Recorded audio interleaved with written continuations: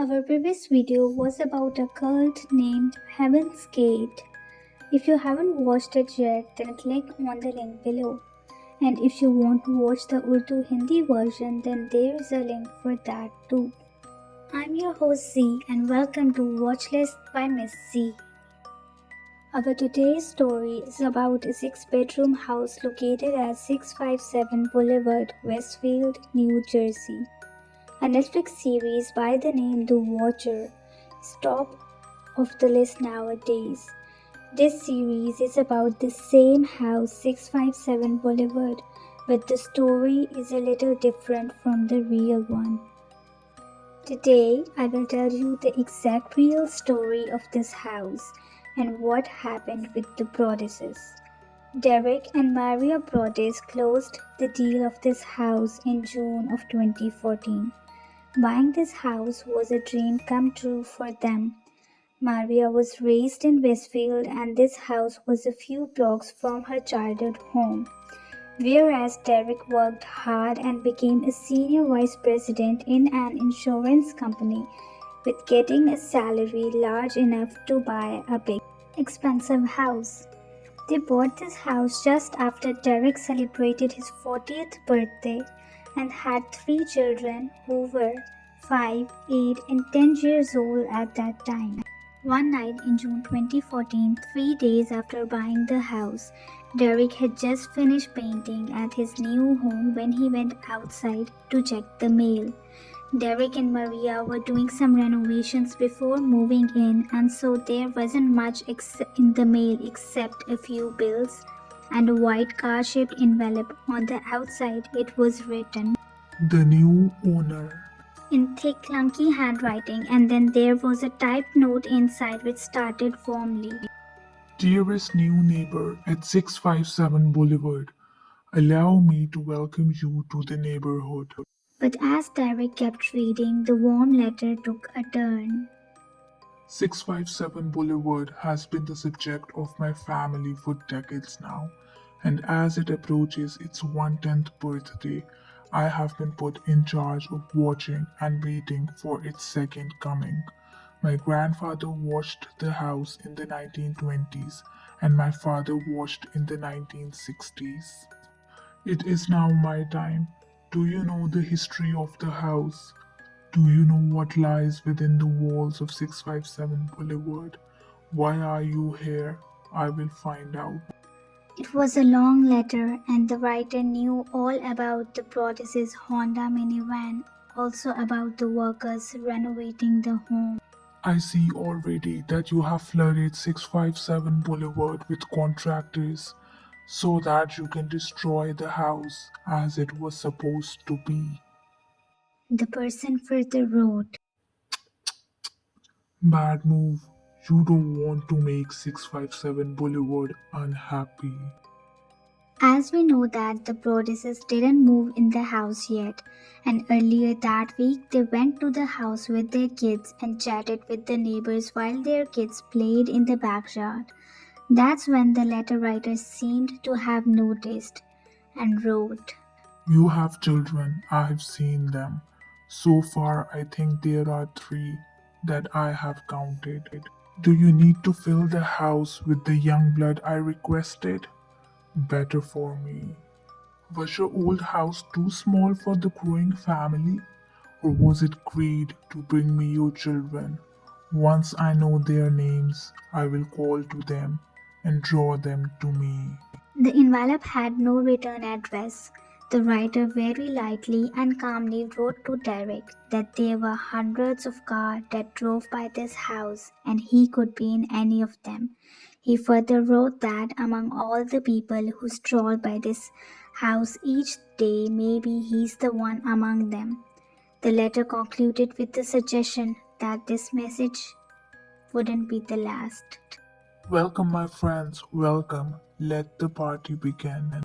Followed by a signature typed in a cursive font. The Watcher. It was 10 p.m. when Derek read the letter. He was alone. He ran to the house, turned off all the lights so that no one can see inside, and then called the Westfield Police Department. An officer came, read the letter, and asked Derek if he had any enemies, but Derek denied. He then rushed back to his wife and kids who were living at their old home elsewhere in Westfield.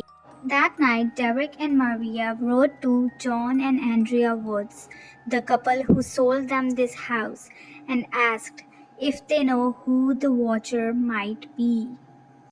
Because in the letter, it was also written that I asked the woods to bring me young blood, and it looks like they listened.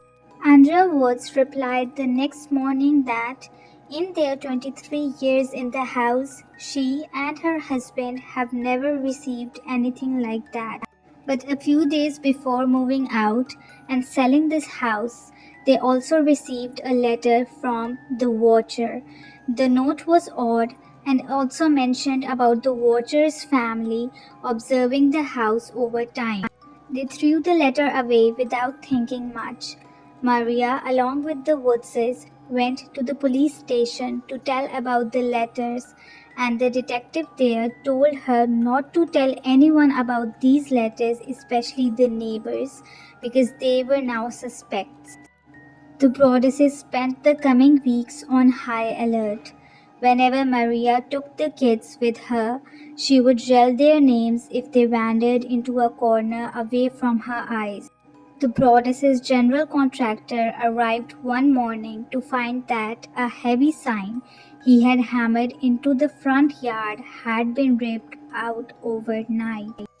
2 weeks after the first letter arrived, Maria stopped by the house and checked the mail. She recognized the card-shaped envelope and called the police. In this letter, the watcher wrote about watching the workers doing all the work and unloading carfuls of the personal belongings. He asked if the workers have found anything in the walls yet. He addressed Derek and Maria directly, misspelling their names as Mr. and Mrs. Broaddus. The incorrect spellings kept them thinking that maybe the watcher was close enough to hear one of the Broadduses' workers addressing them. In the letter, the watcher boasted of having learned a lot about the family, especially the children. The letter identified the three kids by birth order and by their nicknames, the ones Maria had been yelling. This letter, too, was a long one and full of threats. Derek and Maria stopped bringing their kids to the house. They were not sure when or if they would move in. Several weeks later, a third letter arrived. Where have you gone to? The watcher wrote. 657 Boulevard is missing you. This house was built in 1905 and was the grandest home on the block. When the Woods put it on the market, they received multiple offers, so the Broadduses initially suspect that the watcher might be someone who is upset over not being able to buy this house. But this theory failed. Andrea Woods proposed another theory that the watcher might be someone from the neighborhood. Maria and Derek were already keeping an eye on the neighbors. They were invited to a barbecue across the street, and that's when they started to know about the neighbors. Derek chatted with the neighbor, John Schmidt, who lived 2 doors down, and that's when John told Derek about the Langfords, who lived between them. He told them that they were a bit strange but harmless. He especially talked about the younger sibling Michael, who was unemployed and was habitual of sneaking into the neighborhood houses. Derek thought that he had solved the case. Langford House was the closest, and it's easier to watch and hear all the things from that house. The family was living there since 1960s, and that's when the watcher said that his father started watching 657 Boulevard. Derek told the detective about him, and the detective told him that He had already brought Michael Langford to the police station for an interview, and he denied knowing anything about the letters. Even after weeks, there weren't any leads, and the investigation was going nowhere. That's when Broadduses began their own investigation. Derek installed webcams in the house. He spent nights there, hidden in dark, waiting to see if anyone was watching the house.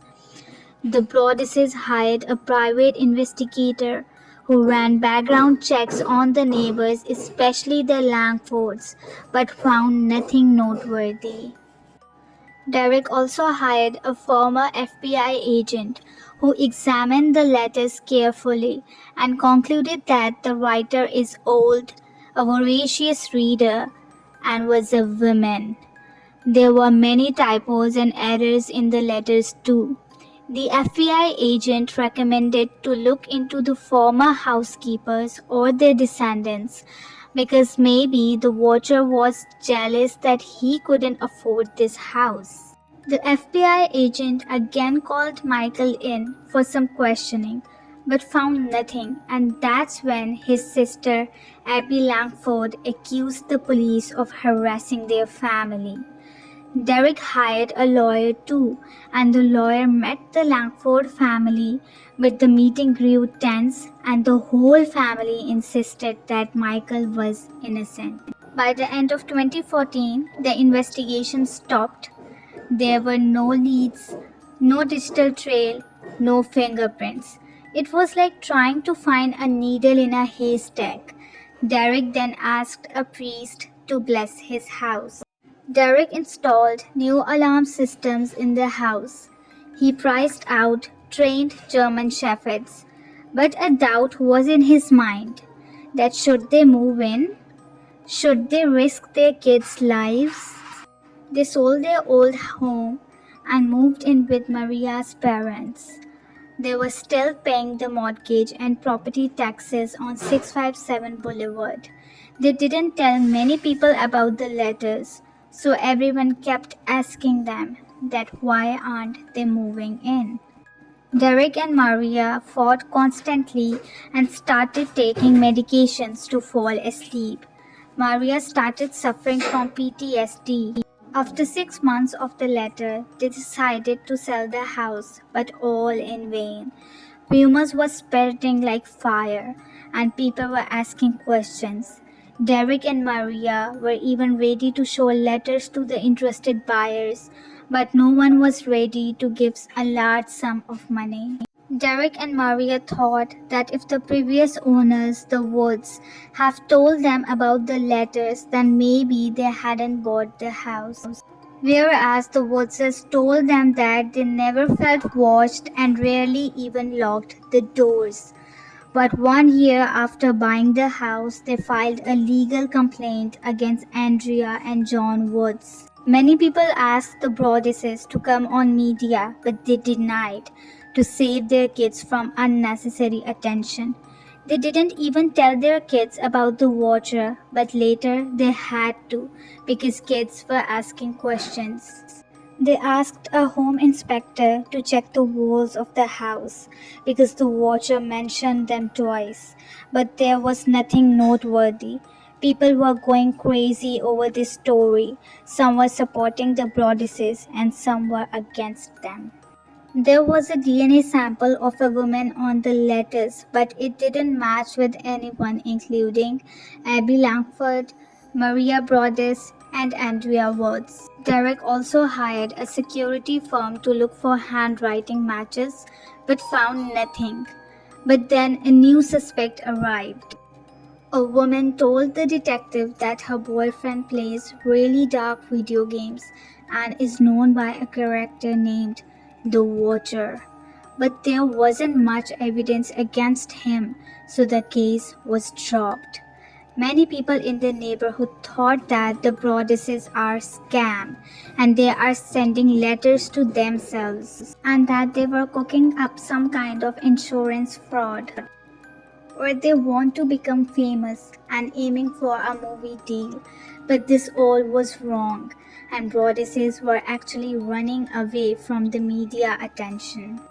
People made it harder for them to live in Westfield and pointed fingers at them. After 2 years of buying the house, the Broadduses borrowed money from family members to buy a second home and decided to tear down 657 Boulevard and make two smaller houses in its place. This idea went in front of the committee, and mostly people voted that the house shouldn't be broken down as it will ruin the neighborhood image. Not long after this decision, fortunately, a family with grown children and two big dogs had agreed to rent 657 Boulevard. 2 weeks later, Derek went to the house and the renter handed him an envelope which said, Violent winds and bitter cold to the vile and spiteful Derek and his wench of a wife, Maria. This letter came 2.5 years later, and it was written. You wonder who the watcher is? Maybe you even spoke to me. Maybe you know, but you are too scared to tell anyone. The letter was wrathful. It had all the details as if the watcher was following the story closely. She had seen the news trucks, had seen Derek hiding in the dark, looking out for anyone watching the house. He seemed very angry about the decision of Derek and Maria to tear down the house, and wrote that. My soldiers followed my order and saved this house. All hail the watcher. Then the watcher threatened that revenge will be taken, maybe a car accident, or a fire, or a mild illness. The case couldn't move further because of lack of evidence. The Broadduses are still struggling to move on with life. The fourth and the last letter stated, You are despised by the house, and the watcher won. in reality, the watcher actually won because the Broadduses couldn't live in their dream house and have lost so much money on it. In 2019, they sold the house for $959,000, resulting in a loss of $400,000. To date, no new letters from the watcher have been sent to the new buyers. The Broadduses say that the Netflix series didn't make them rich, and also they don't plan to watch it. Nobody knows who the watcher is, but the case isn't closed yet. Authorities believe the suspect to be older, female, and someone who lives near 657 Boulevard. Do share your thoughts in the comment section below. Thank you.